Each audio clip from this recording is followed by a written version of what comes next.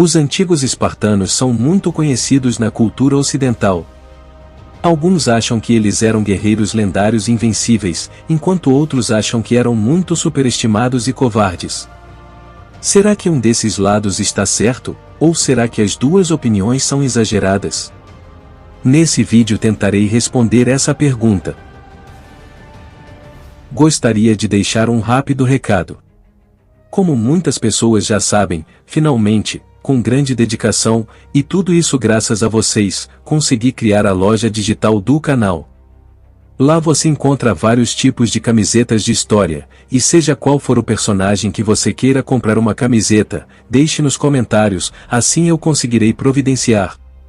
Todas as camisetas por um preço bacana, podendo ser dividida compra em até 6 vezes sem juros, não perca a oportunidade, comprando com a gente, você ajuda o canal. E não se esqueça de usar o cupom de desconto que está na descrição, assim você terá um belo desconto. Muita gente se baseia nos espartanos por coisas muito sem sentido, como por exemplo o filme 300, onde eles são representados como guerreiros quase invencíveis. Na minha opinião, basear um fato histórico através de um filme já é algo muito errado. Os antigos espartanos não eram super-humanos, cortando impiedosamente os exércitos inimigos como uma faca quente na manteiga. De homem para homem, eu diria que qualquer guerreiro grego treinado era quase igual a eles. Mas, quando lutavam em grupo, os espartanos eram uma das melhores forças de combate da antiguidade. Pois ainda mais do que suas habilidades de luta, que eram reconhecidamente de alta qualidade, era sua organização que realmente os tornava uma força a ser reconhecida. Ao contrário da percepção popular de uma grande massa de hoplitas, os espartanos na verdade organizaram seus soldados muito bem. Muito parecido com os exércitos modernos, eles dividiram seus soldados em diferentes unidades, com oficiais designados para cada uma. Havia uma clara cadeia de comando que se estendia até os reis. Tucídides disse que todo o exército espartano consistia em oficiais liderando outros oficiais. Ao mobilizar seus exércitos para a guerra, os espartanos usavam um sistema de classes de idade. Por exemplo, para a campanha de Leuctra, em 371 a.C., foram convocadas as classes até os 35 anos da masculinidade, o que significa que todos os espartanos até 55 anos foram mobilizados. Os exércitos espartanos também não tinham apenas hoplitas. Eles tinham um corpo de cavalaria, um corpo de tropas de mísseis leves recrutados de seus zelotas e uma força auxiliar conhecida como Skiritai, que funcionava como uma espécie de força escaramuçadora de elite. Tudo isso contribuiu para o segredo do sucesso dos espartanos, que era o profissionalismo absoluto.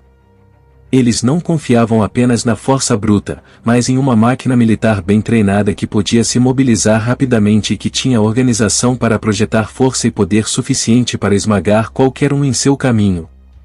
Tem uma batalha em particular que prova a qualidade absoluta do exército espartano, a Batalha de Nemeia. Em 395 a.C., Esparta se envolveu na Guerra de Corinto, lutando contra uma coalizão de Argos, Atenas, Corinto e Tebas.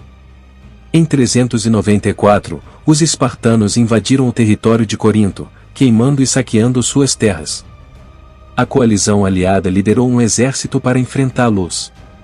Os espartanos lideravam um exército de 20.000 homens, sendo 6.000 deles espartanos e o restante tropas aliadas. Estes foram contra os 24.000 soldados do exército inimigo. Os dois exércitos se encontraram na costa sul do Golfo de Corinto. Quando os dois exércitos se encontraram, eles se formaram, fizeram seus sacrifícios e avançaram um para o outro em linhas retas. Até agora, tão comum, no que diz respeito às lutas hoplitas.